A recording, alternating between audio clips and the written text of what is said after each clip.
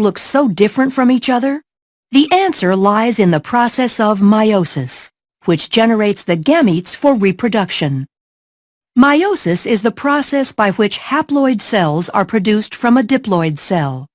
For this to occur, the chromosomes must be correctly sorted and distributed in a manner to create genetically unique cells with half the number of chromosomes as the original cell.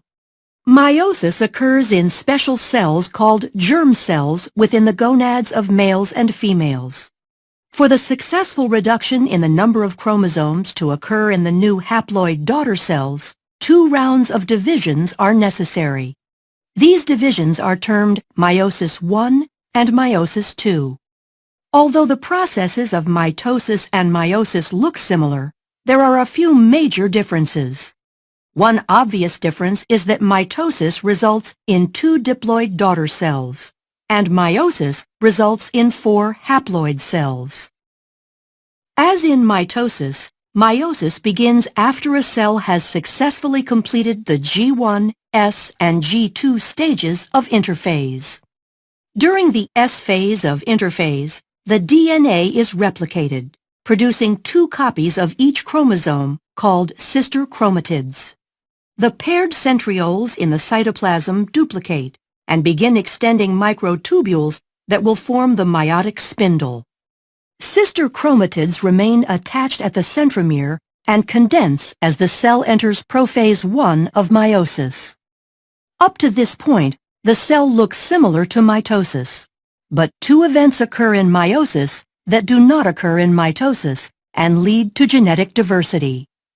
The first event occurs during prophase I, when homologous pairs of sister chromatids lie side by side in a process called synapsis, forming a tetrad or bivalent.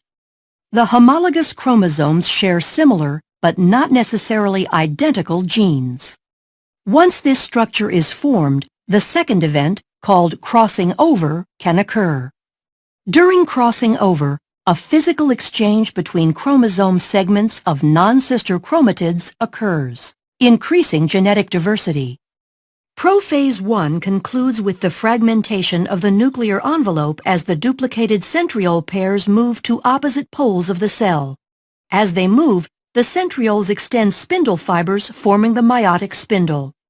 In prometaphase I, with the paired centrioles in place, the meiotic spindle is fully formed. The sister chromatids attach to the spindle fibers by their kinetochores. Here another key difference between mitosis and meiosis occurs. Because of synapsis and crossing over in meiosis, homologous chromosomes remain aligned, so that a pair of sister chromatids is attached to only one pole by the kinetochore microtubules. In mitosis, each sister chromatid is attached to a spindle fiber. The fibers originate from opposite poles. During metaphase I, bivalents randomly align along the metaphase plate. Due to independent assortment, this alignment is random and adds to genetic diversity. In anaphase I, the homologous chromosomes separate and move toward opposite poles. Meiosis I ends with telophase I, when the chromosomes decondense and the nuclear envelope reforms. Cytokinesis separates the cytoplasmic material, and the 2 daughter cells are separated by a cleavage furrow. Since the final product of meiosis I is 2 haploid cells, meiosis II begins without the chromosomes going through another round of DNA replication. Centrioles again duplicate and begin moving to opposite poles of each cell. In prophase II, the sister chromatids condense while the spindle starts to form as the nuclear envelope disappears. In prometaphase II, the sister chromatids attach to the spindle by kinetochore microtubules, with sister chromatids attached to opposite poles. The spindle aligns the sister chromatids along the metaphase plate during metaphase II. During anaphase II, sister chromatids separate and individual chromosomes move toward the poles. The entire process ends with telophase II, as the chromosomes decondense and the nuclear envelope reforms. Cytokinesis occurs and cleavage furrows separate the 2 daughter cells into 4 haploid daughter cells. The haploid daughter cells will specialize into gametes, either sperm or egg. These fuse in fertilization to form a zygote, which will grow into a child. The child receives half its chromosomes from its mother and half from its father. Because men and women produce millions of gametes, and the selection of gametes in fertilization is random, this contributes to genetic diversity.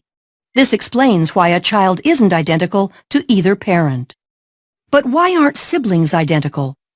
The diversity comes from several sources. In prophase 1, non-sister chromatids can exchange DNA through crossing over, increasing the genetic diversity of individual chromatids.